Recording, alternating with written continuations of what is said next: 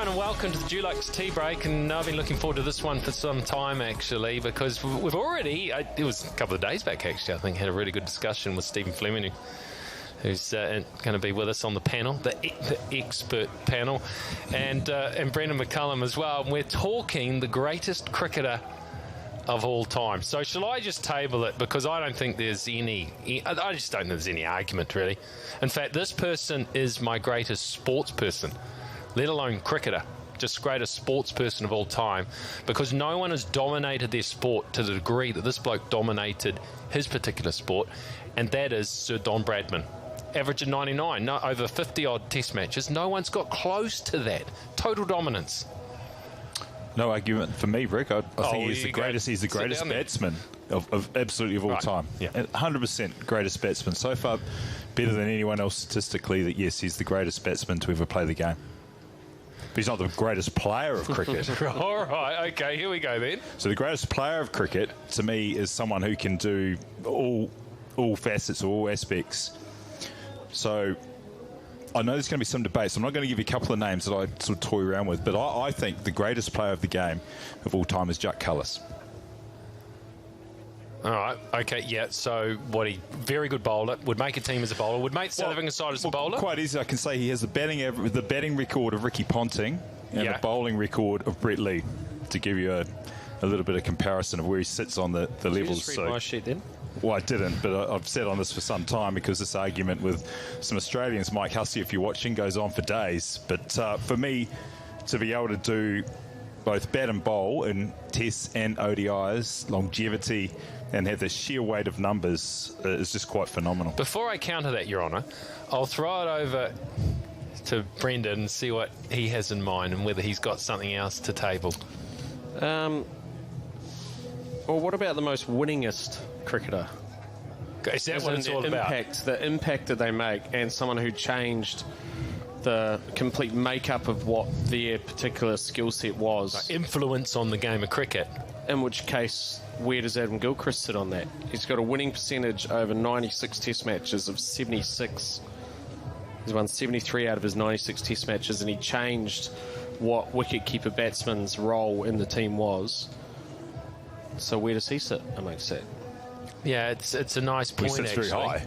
He has to sit very high. Not on the top, but he sits very high. He's in the conversation. Now, the reason I would counter your argument, Stephen, and understand your argument, is that I think a cricketer doesn't have to be an all-rounder to be a cricketer, because you can make a cricket team as a specialist alone. You can be there as a batter, you can be there as a bowler, you can do a bit of both. Okay, so if you are in the team, a cricket team, you are therefore deemed, in my book, a cricketer. And therefore, to be the greatest cricketer and have the biggest influence over the game, you don't necessarily have to do both skills. Therefore, I deem Bradman as a cricketer, and therefore the greatest cricketer. Hurry up. In an innings, to go out and do it both with the bat and the ball, you go and play a game in the backyard, you can't just bat. Like, you play the game of cricket, you have a bowl, you have a bat. So the ability to take that into test level and be that good in both, and catch 200 catches as well in test cricket, longevity, the numbers, the sheer weight of numbers, both batting and bowling, just phenomenal. But he's only got a winning percentage of 49%. Yeah, winning percentage is important, but it's still close to 50. But you can only do so much as an individual. If you went out and just tried to win the game on your own, that would be selfish and disrespectful to the rest. 23 man of the match performances in Test, which is the most by any. There you go. Thank you, person.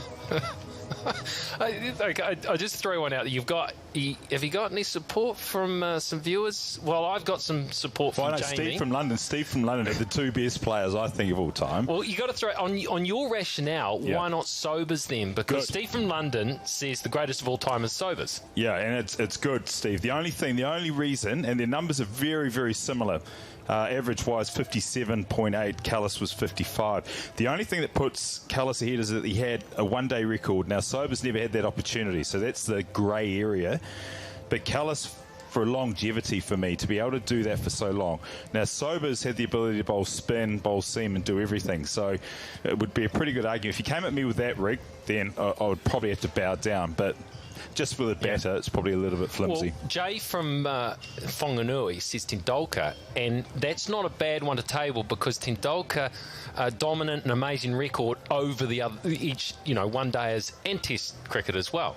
So you've got to rank a cricketer based on Tests and one-dayers. Well, that would be a good debate with Bradman, but again, his bowling record is not up to Callis. So if you looked at... so who's the most watchable out of all of them? What about Lara? Well, yeah. Well, de Grandhomme was pretty good. And see, under your rationale, the best cricketer out there for New Zealand, the best cricketer on the New Zealand side is de Grandhomme, not Kane Williamson. All right, I'll throw on your rationale, and this really pains me to say it. This really hurts me. And you know where I'm going, don't you? It really hurts me because if you're going to talk about a player who had such an influence and was just as on the game, I struggle to go past Shane Warne. And when you talk about a great cricketer... That is extraordinary from you. 701 wickets at 25. But why I say a great cricketer, because I think he could have been the most naturally gifted cricketer the world has ever seen. Leg spin is so difficult.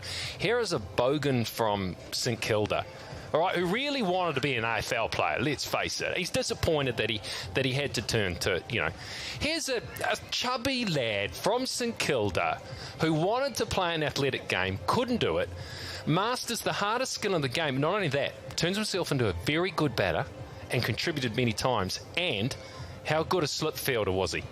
Yeah, he created the other parts of the game they didn't often have. Gifted cricketer. Oh, unbelievable. Murley as well. The same sort of thing, 800 wickets. Again, it only comes back to one form of the game. All that attention and skill and ability, one form of the game. Without doubt, Shane Warne's contribution to the game was massive. But to me, it comes back to the wording of the question, the greatest player of the game. To me, the completeness of the player and the ability to play the game complete. But you changed that wording of the question to suit your argument. Yeah. Well, it was my segment. such a politician, isn't he? I'll tell you the truth. I mean, Ian V from Auckland, I think he probably wins at the end where he says Harry Seamer. Huh? Oh, you never heard of Harry Seamer? No. Apparently Harry hit a 6 over the motorway at Victoria Park. If you can hit a 6 over the motorway at Victoria Park, I mean, you're the greatest cricketer that's ever walked the planet. That's a big hit over the motorway.